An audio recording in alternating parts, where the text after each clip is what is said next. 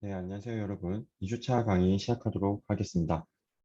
지난 시간에 배운 내용들을 잠깐 같이 본 다음에 이번 주차 내용을 시작하도록 하겠습니다.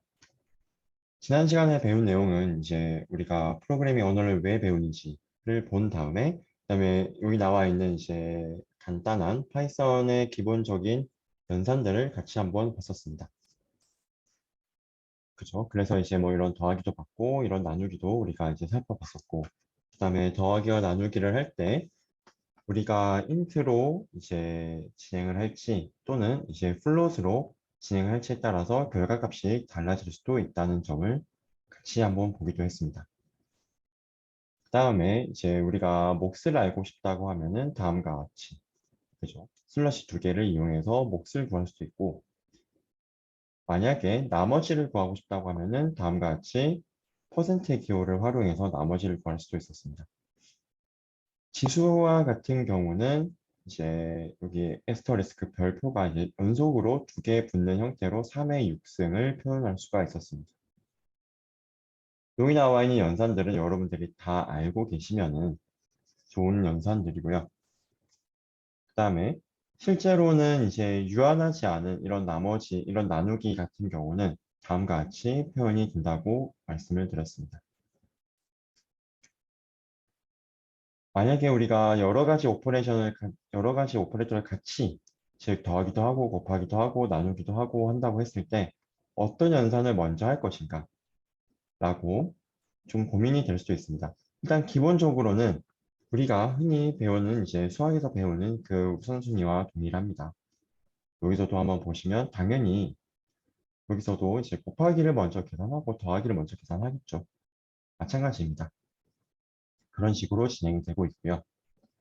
그래서 이러한 과정들을 이제 담아 놓은 부분이 이 표였습니다. 표. 그래서 위일수록 높다는 거죠. 얘가 가장 높은 우선순위. 얘를 항상 먼저 진행을 해야 된다. 라는 것을 지금 말해주고 있고. 여기 니게이션은 이제 일반적인 음수와는 다른 거라고 말씀드렸습니다. 그죠?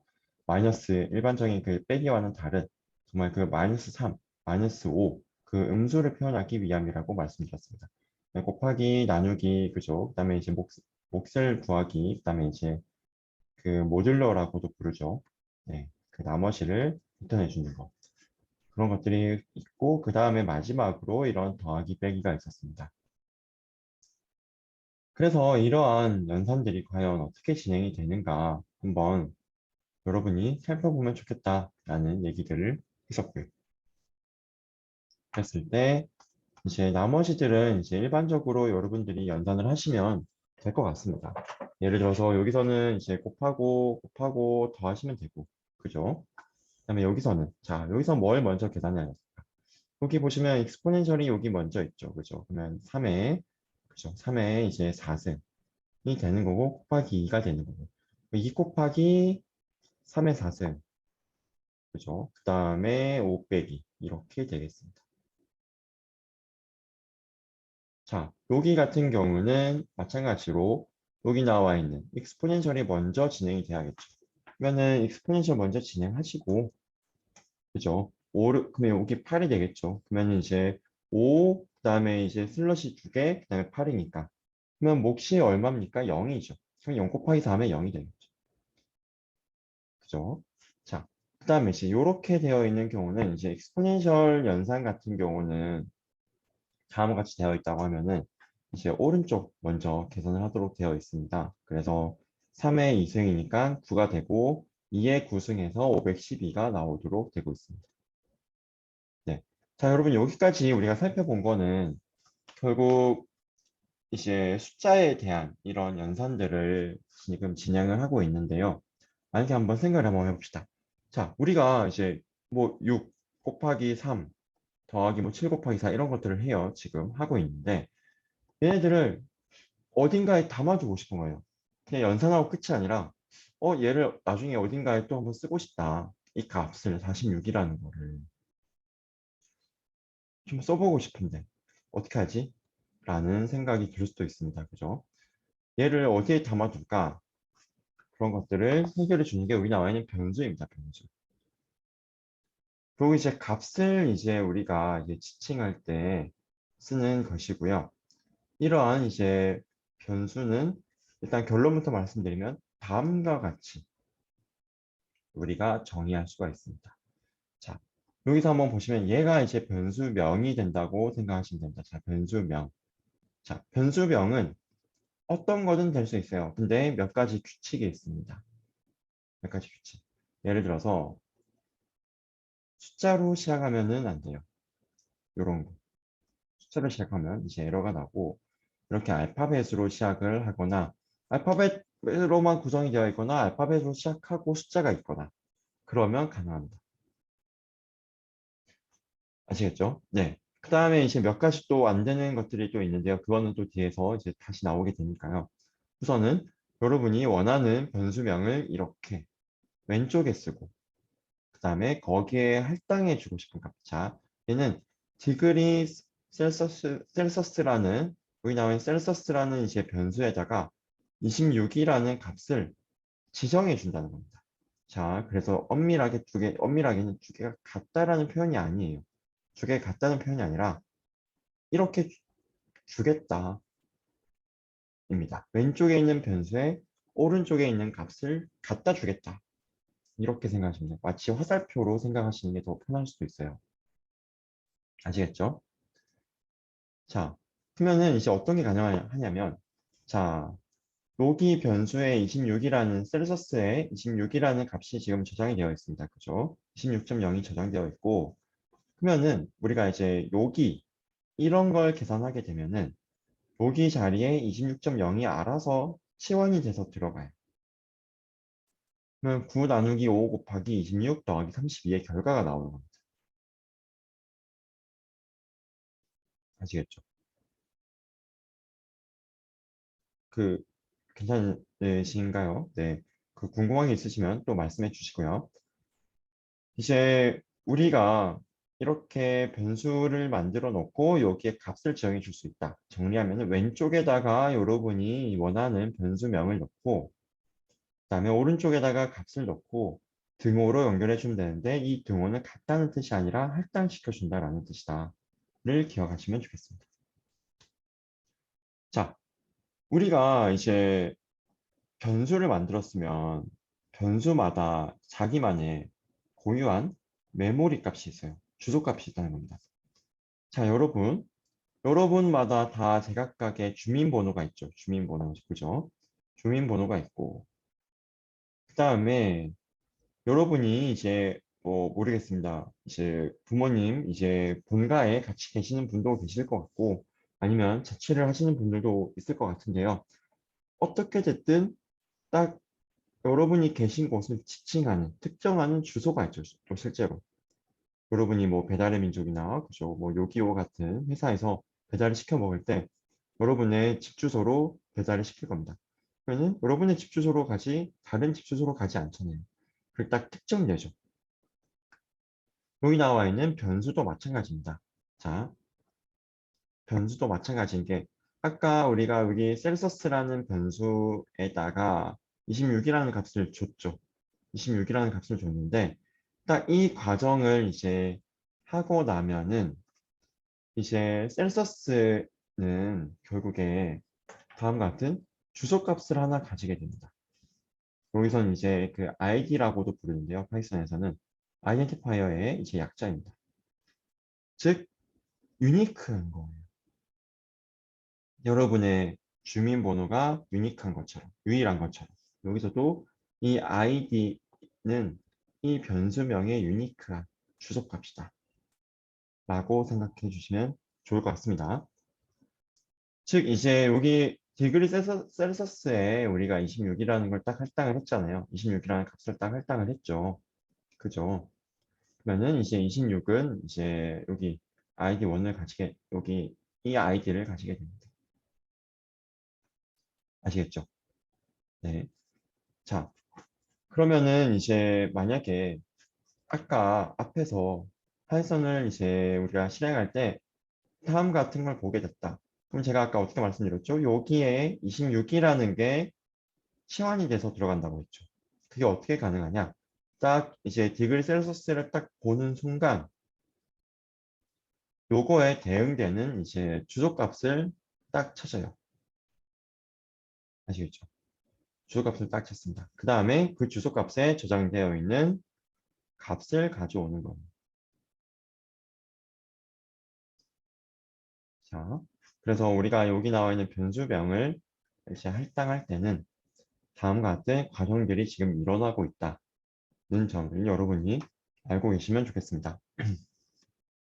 그래서 다시 한번 이제 정리하면은 왼쪽의 변수명입니다. 왼쪽의 변수명 가끔씩 이제 우리가 이제 화요일부터 이제 실습이 들어갈 텐데 변수명이 왼쪽에 있고 오른쪽에 그 변수명에 우리가 대입할 값들이 들어오게 됩니다.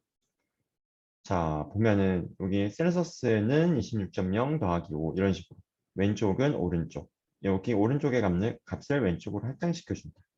오른쪽에서 왼쪽으로 간다. 생각하시면 되겠죠. 자, 그 다음에 이렇게 되어 있다고 하면은 이제 우변 오른쪽을 먼저 계산합니다. 우변 여기 좌변이고 우변이죠. 즉 무슨 말이냐면 여기서 사실은 두 가지 연산이 지금 두 가지 과정이 일어나고 있어요. 하나는 더해주자. 그 다음에 하나는 값을 할당해주자. 그죠? 그러면은 여기 나와 있는 이제 등호의 우변이 먼저 연산이 진행됩니다. 얘가 진행되고 나서 그러면 이제 31.0이 되겠죠? 그게 여기 나와 있는 셀서스에 이제 할당이 되는 거죠. 아시겠죠? 네. 자, 한번 이제 또 어떤 과정이 일어나는지 한번 보겠습니다. 자, 디퍼런스는 20이라고 하면은 자, 디퍼런스를 위한 여기 나와 있는 id가 이제 만들어지고 거기에 이제 주소값에 20이라는 게 저장되는 겁니다. 그래서 나중에 여러분이 뭐 나중에 프린트 디퍼런스라고 하면은 프린트 디퍼런스를 하면은 이 디퍼런스에 해당되는 주소값을 찾은 다음에 그 주소값에 저장된 값을 가져와서 20이라는 게 프린트가 됩니다. 아시겠죠? 자, 그 다음에 여기서 그러면 디퍼런스가 있고 여기 곱하기 2를 했습니다. 그러면 그걸 더블이라고 할게요. 그러면 더블은 이제 여기서 우리가 또 새로운 변수를 지정을 해준 거죠. 그죠? 새로운 변수를 또 지정을 해준 거고 그러면은 여기에 네, 여기에다가 이제 2 곱하기 디퍼런스 디퍼런스는 여기서 20이죠. 그러면 40이 더블에 우리는 할당시켜준다 입니다. 그럼 더블 변수를 위한 새로운 또 주소값이 만들어지는 겁니다. 그리고 여기서 우리가 똑같은 이름으로 한 번 더 했다. 근데 이런 식으로 다른 값을 또 우리가 했다. 이제 디퍼런스는 5 이렇게 했다고 치겠습니다. 자, 그러면은 어떻게 되냐? 그러면은 다음과 같이 주소값이 다른 새로운 게 하나 만들어지는 겁니다. 즉, 요것만 같은 거지 실제로는 주소값이 다른 거죠. 아시겠죠? 그리고 나중에 이제 이것까지 하고 나서 이제 프린트 디퍼런스를 하면은 여기에 나와 있는 가장 이제 최근에 했던 주소값에 대응되는 5라는 값이 나와서 프린트가 되게 됩니다.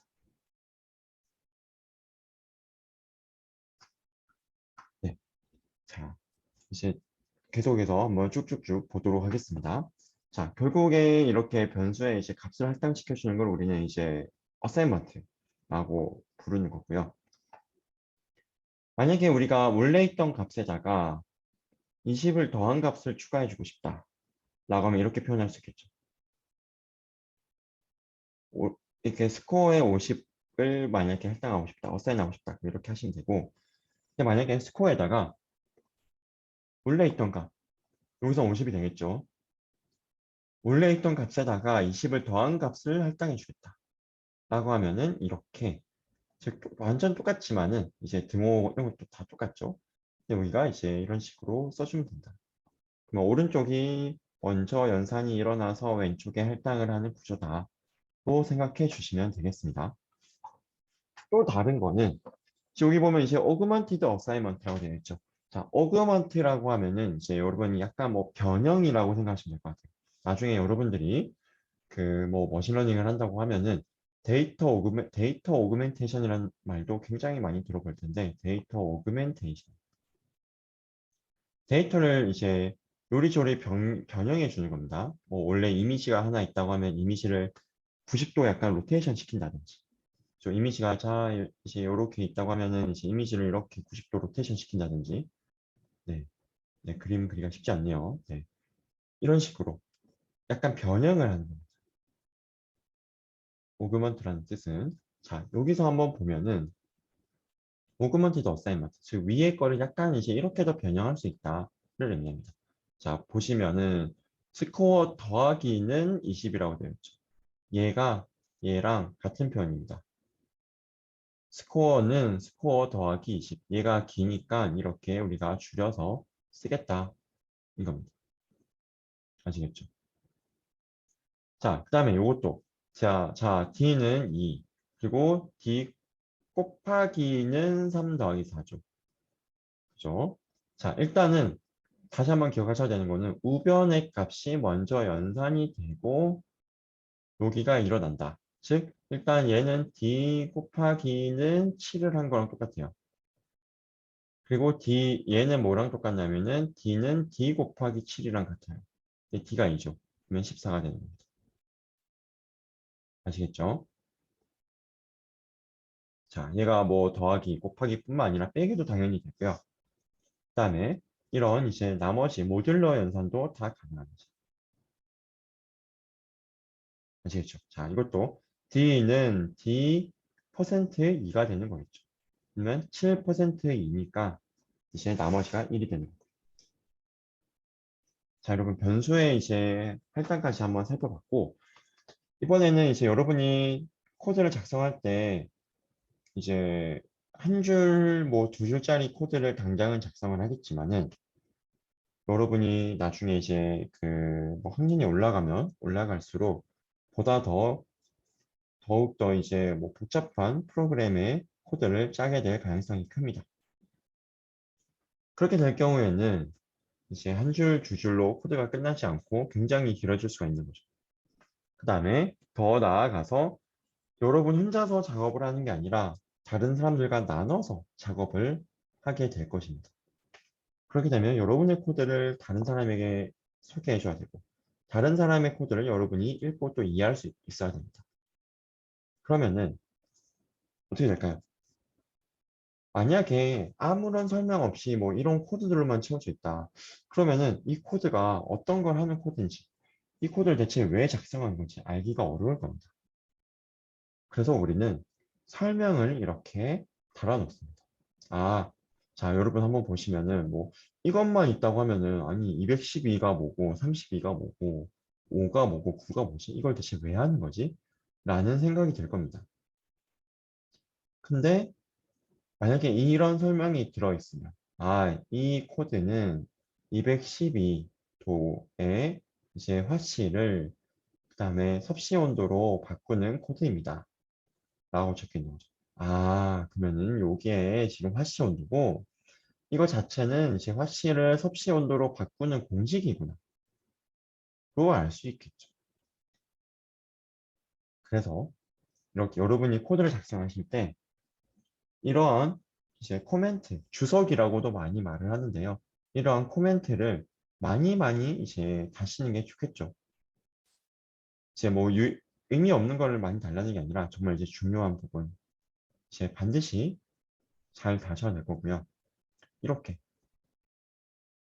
그 우물정자 샵 표시하면은 샵 표시를 하면은 자 여러분 보면 약간 색깔이 다른 걸 볼 수 있죠. 얘랑 뭔가 달라요 색깔이. 얘는 이제 샵 표시를 하면 여기 뒤에는 이제 주석이라는 표시입니다.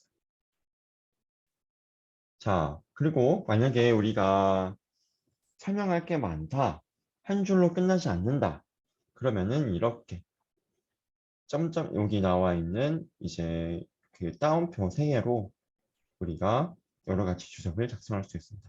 다운표 3개, 땡땡땡, 다운표 3개. 이런 식으로. 아시겠죠? 자, 이렇게 변수를 지정할 수 있다는 점을 이제 기억하시면 좋을 것 같고, 그러면 이제 챕터 2는 여기서 마치도록 하겠습니다. 고생 많았습니다.